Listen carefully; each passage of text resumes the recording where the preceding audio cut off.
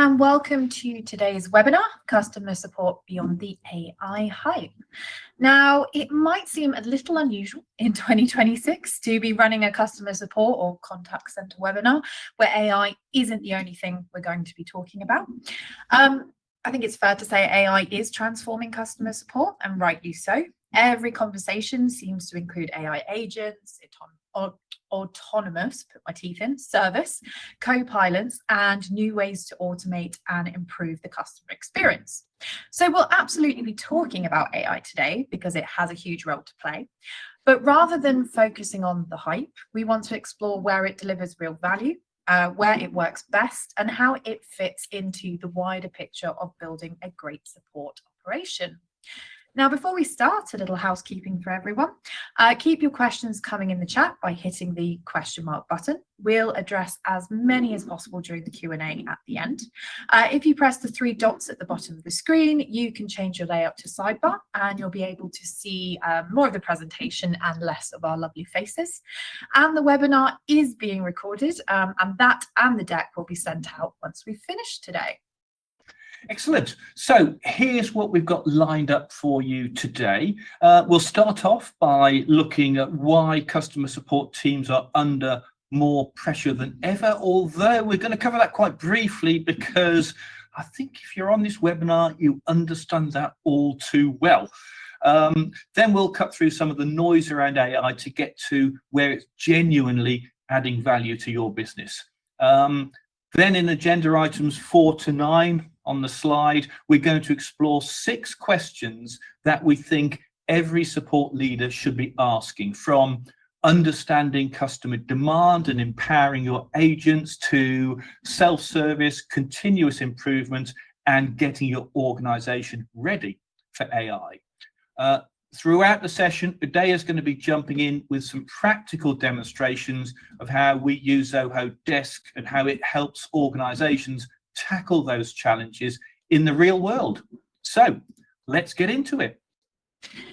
So probably a good idea to introduce all of ourselves this morning. I'm Chinia Waterman and I look after the UK marketing team. I've been in marketing, I think, for around 15 years now, although it certainly feels a lot longer. I have primarily worked in B2B and that's spanned everything from startups right through to big enterprises like Zoho, across industries like SaaS and bespoke chatbots, through to banking and finance. And of course, I'm going to mention this because I do it on every webinar just to rub salt into the wound, some bespoke motor cars as well. So unfair, because I'm the petrol head here and I've never worked in any side of the automotive industry or particularly motorsports. So it really irritates me whenever Chinia says that. Anyway, so I'm Steve Baxter.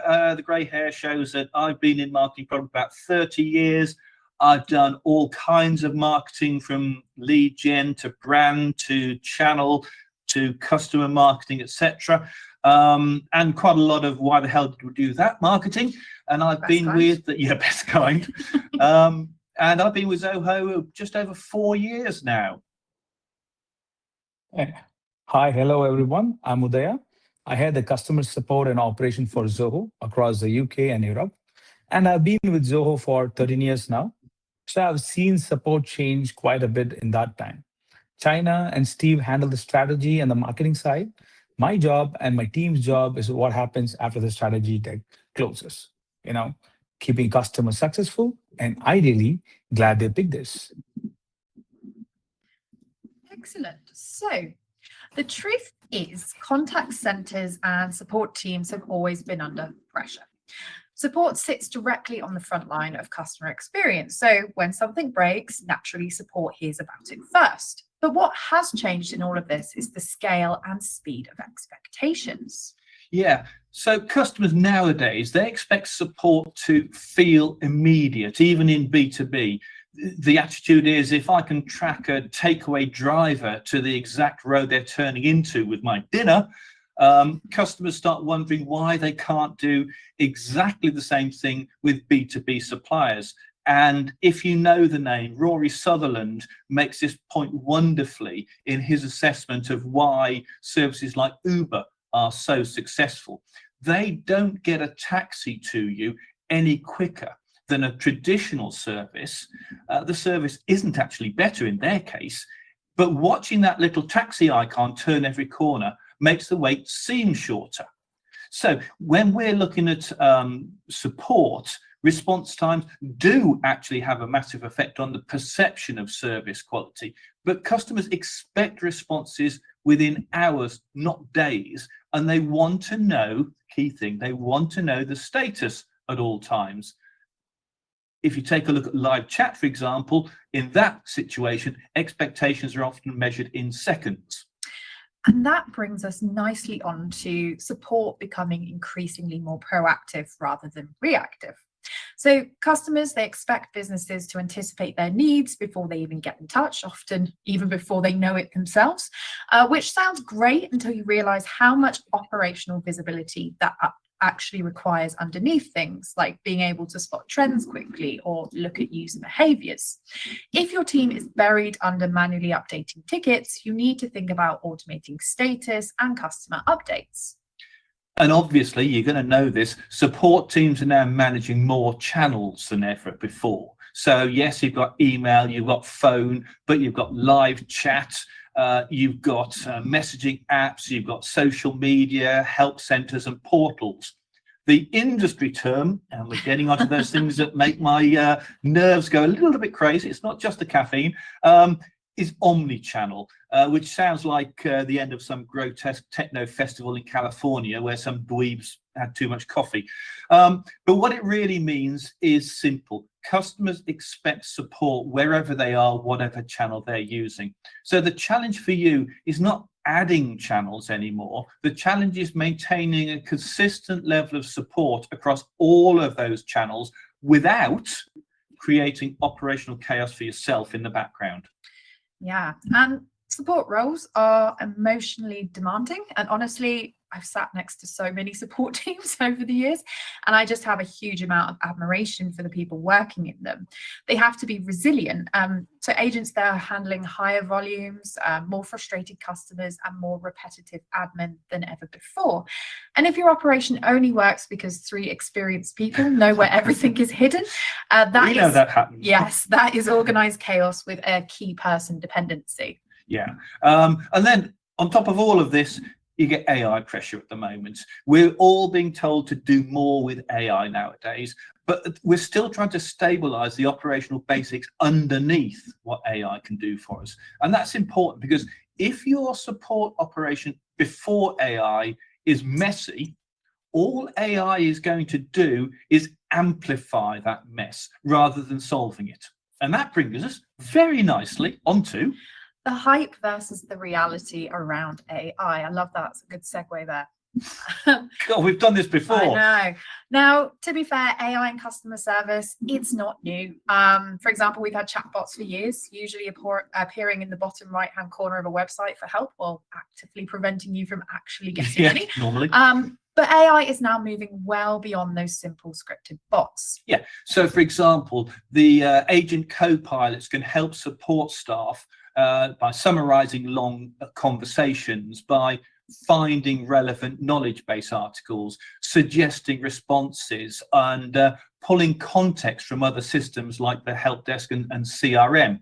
And that last point is particularly important because AI becomes far, far more useful. Can't emphasize that enough. I'm trying, but I'm putting a lot of emphasis there. It gets far more useful when it has proper customer context. If your support platform sits alongside your CRM, so it has access to support history, customer data, and previous interactions, then all of a sudden it can give your human agents significantly more useful recommendations. So if the customer is having trouble formatting emails in CRM, if it's working in context, it might be able to suggest that the customer uses the enhanced features that are available in the email marketing system that the agent knows you've got. Now, where businesses get into trouble is trying to replace that human judgment entirely.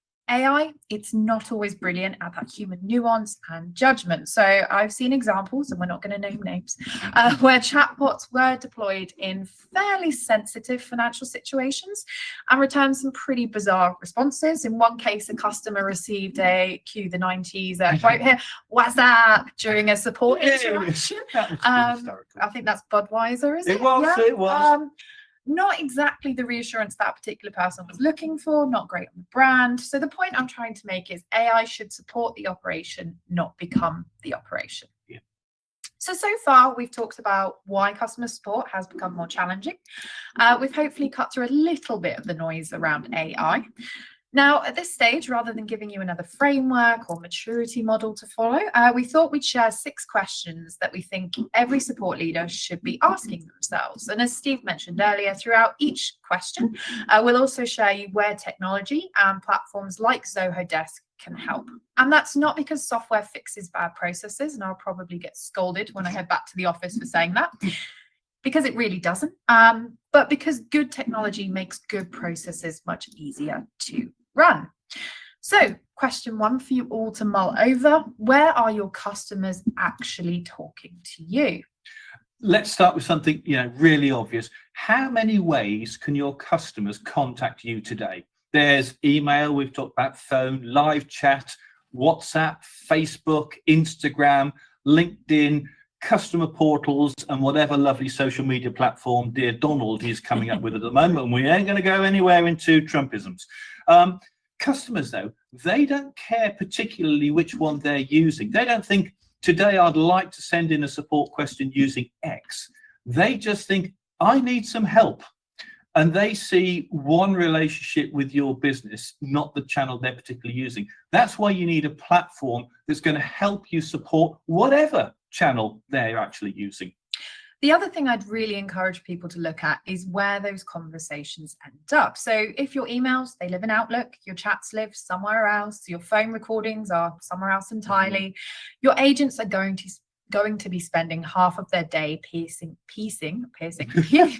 together a customer's story. One of the biggest improvements you can make is bringing every customer interaction into one place. And that is where AI starts to become genuinely useful and powerful. It needs that context to work well. I've said it before, I'm going to say it again, I'm sure. If AI can only see one email that contains that support question, it can only make decisions based on that email. On the other hand, if it can see every conversation that customer has ever had with you, suddenly its recommendations become much more useful. Thanks, China. Steve already had his fun with the word omnichannel, so I won't pile on. I'll just show you what it looks like when it's done properly, because this is where a lot of the daily pain quietly lives. In Zoho Desk, email, live chat, phone, social, and WhatsApp all land in the same place as tickets against the same customer record. So if someone starts on a chat in the morning and emails in the afternoon, your agent see one continuous conversation, not 2 strangers who happen to share the same surname. And the cost of getting this wrong is real. Recent UK research found more than half of consumers will abandon an interaction when it drags. And over 4 in 10 have already switched providers after a poor contact center experience. Most of that isn't agent being bad at their job. It's a customer being made to repeat themselves because the system behind the scenes never spoke to each other. So the goal isn't adding more channels. It's making the channels you already have feel like one business to the customer, and especially one screen to the agent. Which brings us on to the next question. Once all of your customer conversations are in one place, how do you work out what they're actually telling you? And this sounds like a really obvious question. Now, most organizations tend to answer it with some, I've had too much coffee this morning, apparently.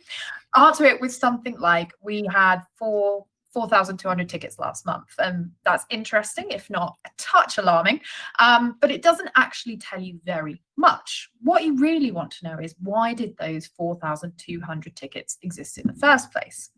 Now, one of the biggest improvements support teams can make is not treating those tickets as isolated incidents. In reality, they are operational feedback. So if we take, for example, password reset requests, if suddenly those double overnight, is your support team suddenly performing badly? Probably not. So more likely something else has changed. Maybe your website login has changed. Maybe you've introduced MFA or multi-factor authentication and customers don't understand it. The point I'm making is the support team sees the symptoms, the business owns the cause. So one thing you can do, and certainly should do, is start categorizing your tickets consistently. So yes, by product and priority, but also by issue. So login problems, billing inquiries, deliveries problems, returns. Then look at those categories every single month and ask yourself, what's increasing or decreasing? What's taking the longest to resolve? And what could you stop happening altogether? So let's say 1 in 5 of every ticket is simply customers asking for a copy of an invoice. Yeah, you could then employ another admin person to send out invoices. Or you could add invoice downloads to the customer portal as one change, and suddenly you've got 20% fewer tickets. A password reset example is the perfect place to start because it's exactly the kind of signal most teams miss. Let me show you how we actually surface that in Zoho. Every ticket that comes in can be automatically tagged and categorized by type, by product area, or by channel. So you're not relying on an agent to remember to file it correctly. On top of that, Zia, our AI assistant, runs sentiment analysis and auto tagging on incoming tickets. So you're seeing not just the volume coming in, but the mood behind it. The bit that matters operationally is the reporting layer. Instead of flat number, we had 4,000 tickets this month. You get the why. So when those password reset spikes, it shows up a trend on your dashboard, not as a nasty surprise 3 weeks later when someone finally noticed the queue. And here's a real UK example. One of a customer, a B2B service business, kept seeing a login spike every Monday morning. The instinct was, we need more agents on Monday. But the categorization told a different story. It wasn't a support problem at all. It was a password policy expiring over the weekend. They changed the policy, the ticket simply stopped. That is the difference between treating ticket as an incident versus reading them as an operational signals. Yeah. So now we've looked at where your customers are contacting you and why they're contacting you. Next question is probably the most important one. When a customer needs help, who actually owns that problem? Now, ownership doesn't mean one person has to solve every problem themselves. I think that person probably wouldn't last very long.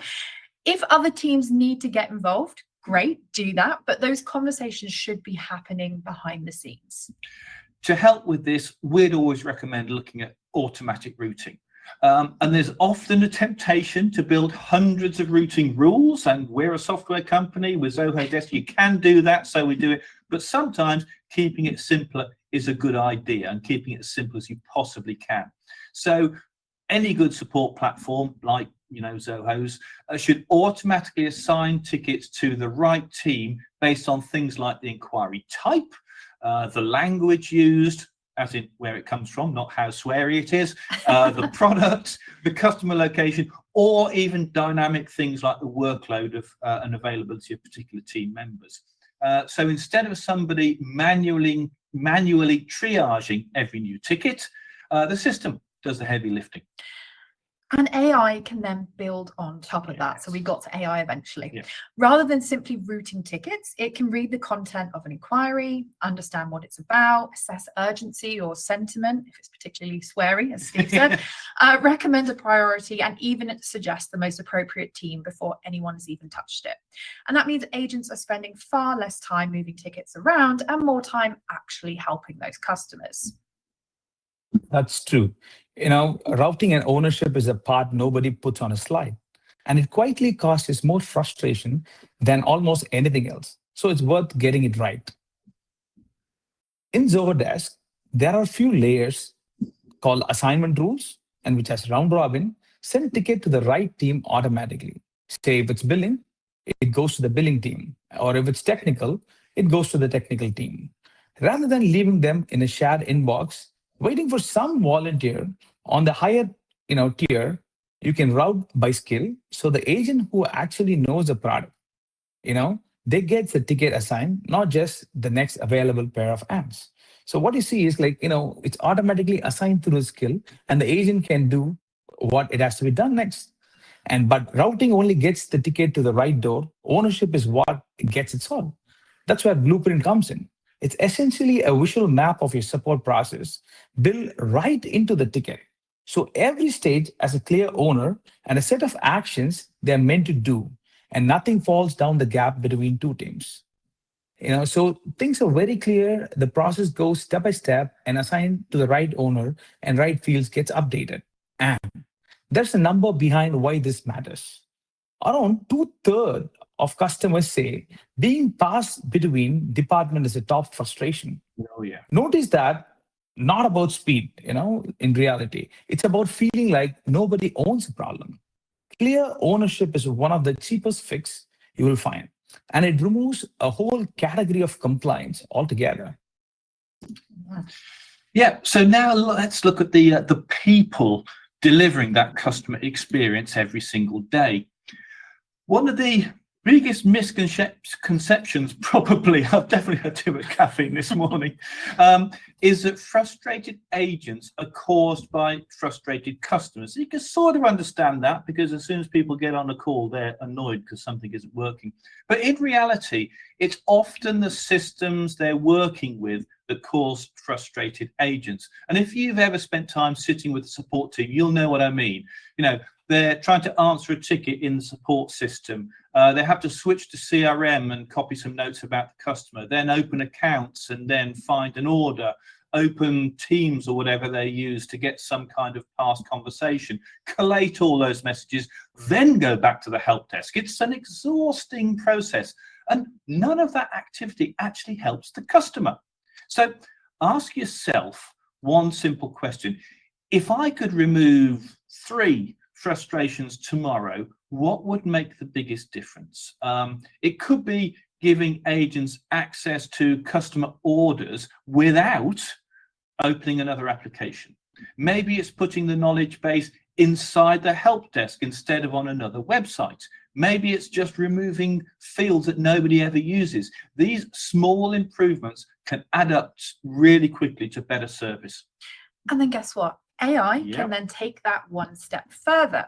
Instead of reading a 20 email conversation and information from multiple systems and sources, AI can generate a summary before the agent even opens the ticket. The 5 system open point is an exaggeration. I've sat next to agents doing exactly that. CRM on one tab, help desk in another, a building system, a chat tool, spending more time hunting than helping the people at the other end. The whole design idea in Zoho Desk is to bring the context to the agent, to the user, instead of sending them off to find it. When a ticket opens, the agent sees the customer history, the past interaction, and because Desk sits alongside Zoho CRM, their account details all on one screen. Let it be, payments or the quotation that is sent. Everything sticks in one view, no alt-tabbing across your software estate. Then we take out the repetitive frictions.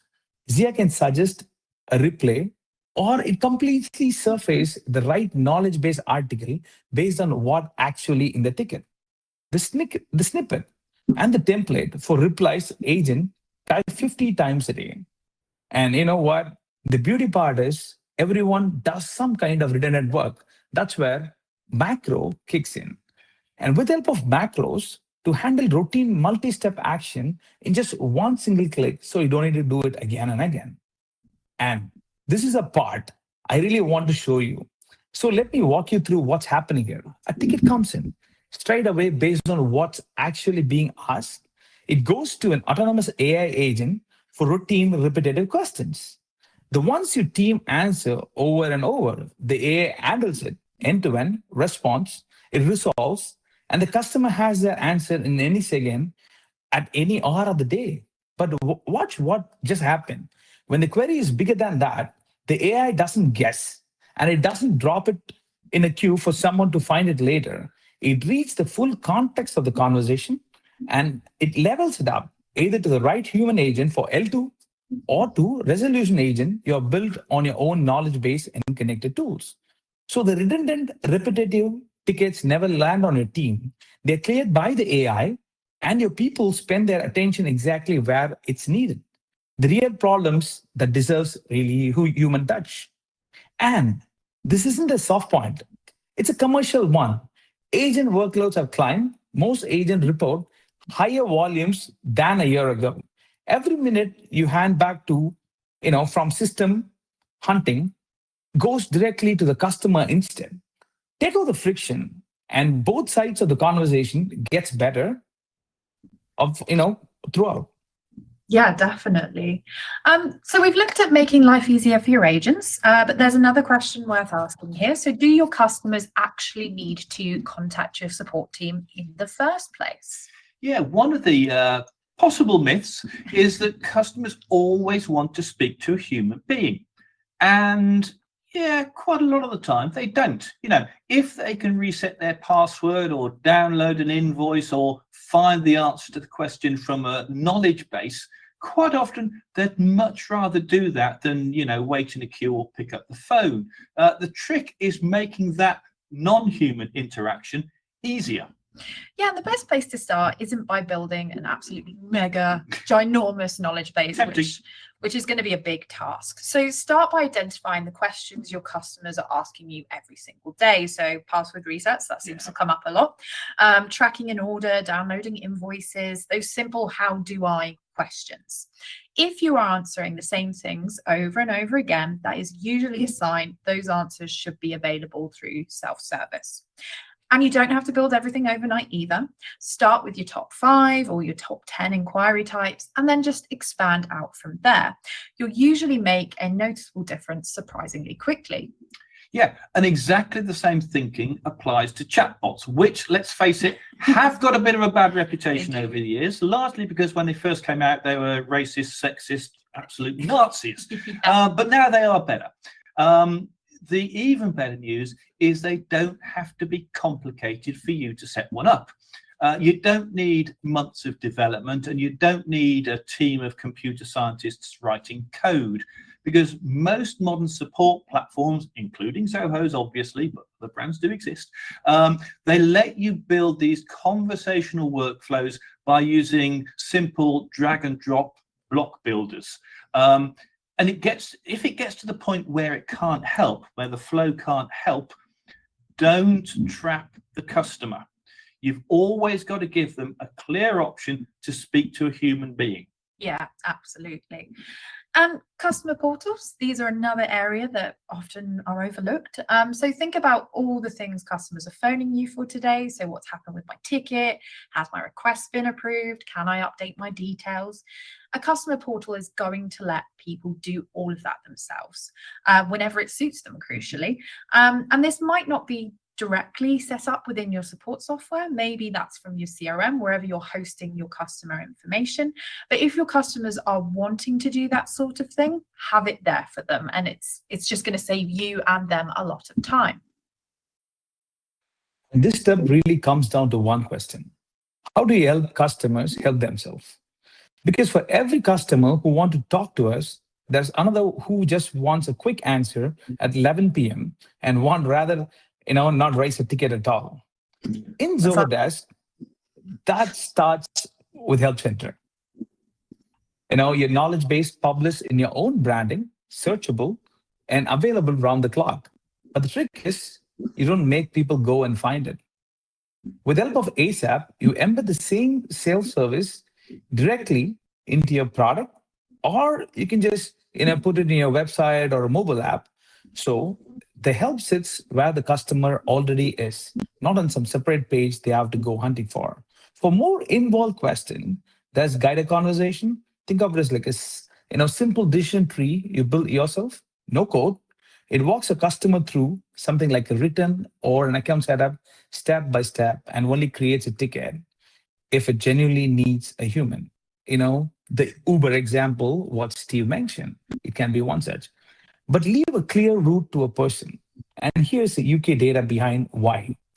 Younger customer, between the age of 25 to 34, take to AI at more than double the rate of people over 55s.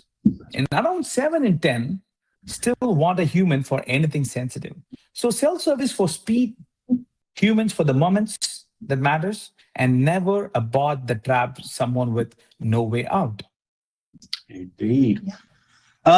So the next question is, how do you know whether any of this stuff that you put in place is actually working? Now, most support teams already measure things like response time, resolution rate, backlog, SLA performance, customer satisfaction. They're pretty standard across the industry, and they're all really useful. But I'd encourage you to go one step further and ask, where is that demand increasing? Which issues are keep coming back? Which teams are under pressure? Which knowledge articles aren't working? Where are your customers getting stuck? Those are the questions that are going to help you improve your operation, not just report on it. And the other thing that we'd always recommend is to share those insights across the whole business, because support teams, they hear what your customers are struggling with every single day. If customers keep on asking the same basic questions about your product or service, your marketing team should know, because it's obviously not being communicated properly. If they're saying that onboarding is confusing or failing, then your customer success team need to know about that, because they've got work to do. If one feature in whatever you offer is getting loads of support tickets, your product development team, they absolutely need to know. Support data is some of the richest customer insight you're ever going to collect. And the one thing I've got to say, it's free. It's practically the only survey you're ever going to do that gets a volume of information in, and it costs you nothing. So don't keep it locked up inside the support team. Set up shared dashboards within your support platform or tools like Zoho Analytics, and that can help you combine support data with other things like sales data. Exactly. And this is another area where AI is starting to make a real difference. So instead of simply telling you what happened with your data, AI can identify emerging trends, explain what's driving a sudden increase in tickets, highlight customers who may be at risk of breaching an SLA, and surface issues before they become major problems. And that just means managers spend less time analyzing reports and, well, more time running support. And Steve, I saw the marketing pain when you said the word free. Okay, I want to build on the one. Yeah. I want to build on the warning you just gave, because it's the one I would underline twice. A metric without context isn't an insight. It's a complete trap. In Zoho, you get all the standard headline numbers out of the box. Let it be, a response time, a resolution time, or SLA compliance, CSAT, DSAT. But the dashboards are built so you can go past these headlines, answer 3 questions that actually runs the support operation. Where is the demand increasing? Which queues are under pressure? And where are SLAs about to be breached? Actually before they breach, not after.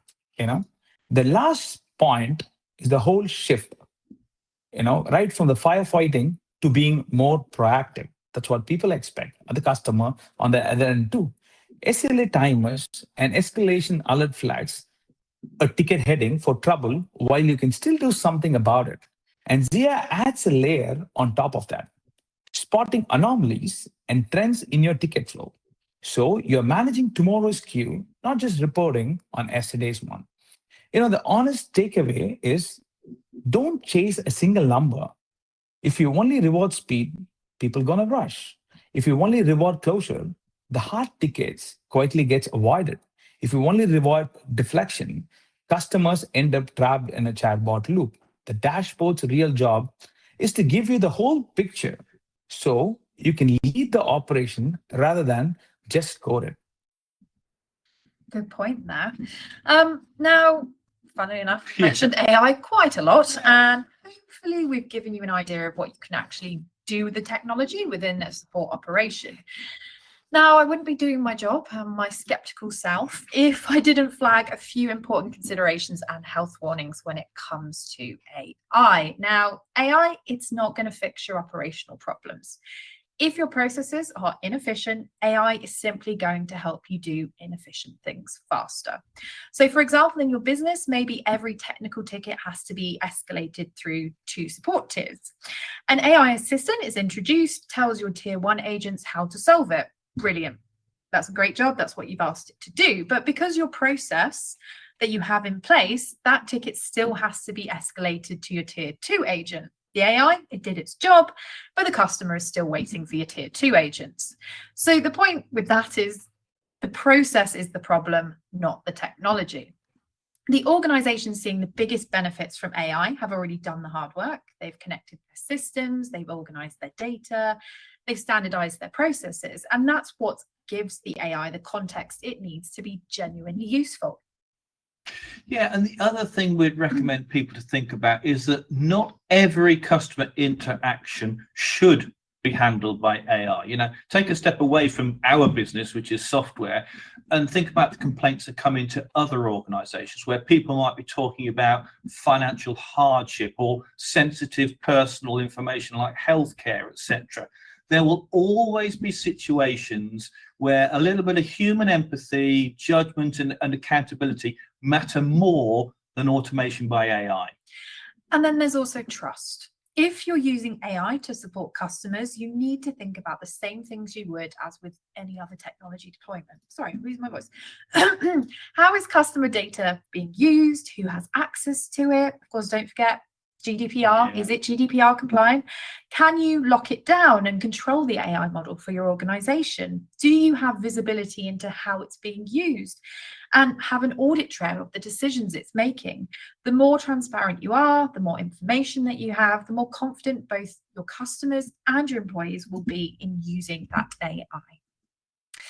So, hopefully one thing has become clear over the last nearly 40 minutes or so.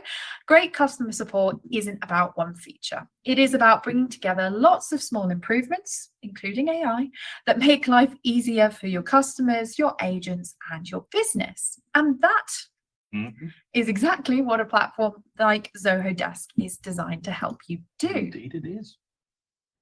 So let me pull those 6 questions together, because the fact I could show everyone inside the same product is really the point. You got the demand, channels, routing, agents, self-service, and reporting. All of it gets easier when it's in 6 separate tools held together with hope and a spreadsheet. That's what Zoho Desk does.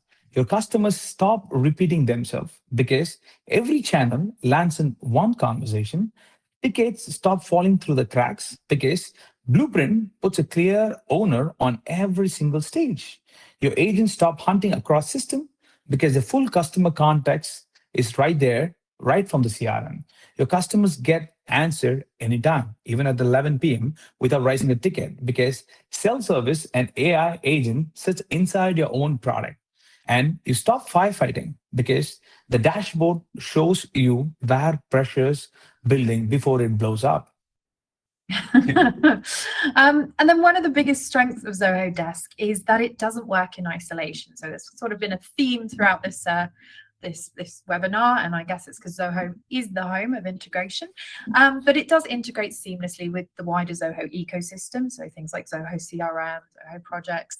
But if your organization uses other business systems, there are hundreds of ready-made integrations, APIs, and low-code tools available, making it easy to connect to the applications that you use and already rely on. You probably want to say thousands there, haven't you? There's lots of them.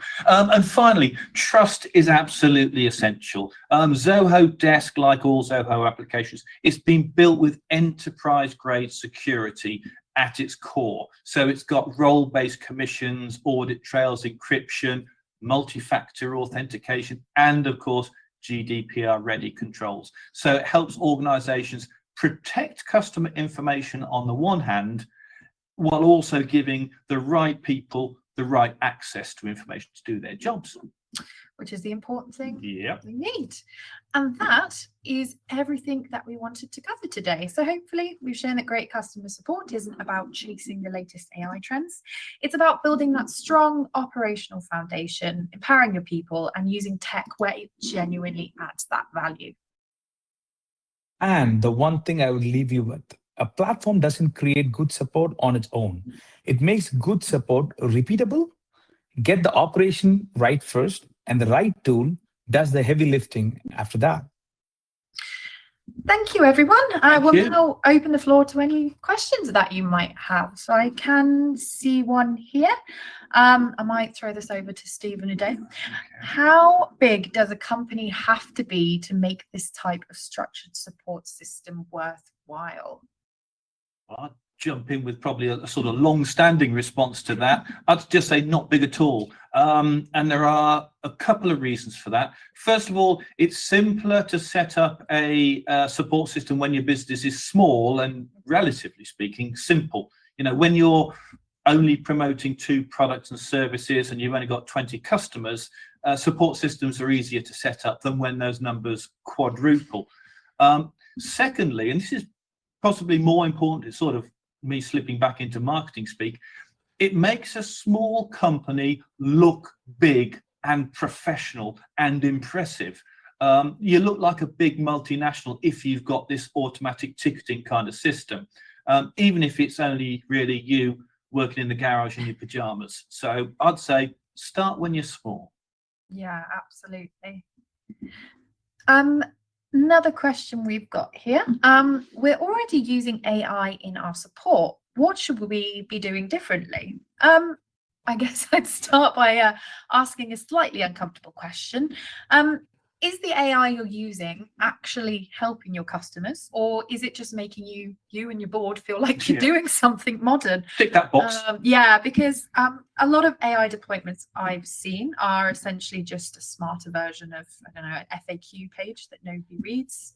The bot intercepts the customer, can't really help them, and then either traps them in that endless loop, we don't like, or eventually hands them over to a human anyway in the form of an email when the customer gets super frustrated. Yeah, because they've been going through that for 4 hours. The thing that tends to separate that good AI implementation from the frustrating ones is the context. So AI needs to know who it's talking to. So those integrations are really important. I'd also say you need to understand the problem that you're trying to solve. That actually has to be a problem there to apply the AI to. Yeah, not AI for its own sake. Yeah. AI for a genuine use. Yeah. Any more?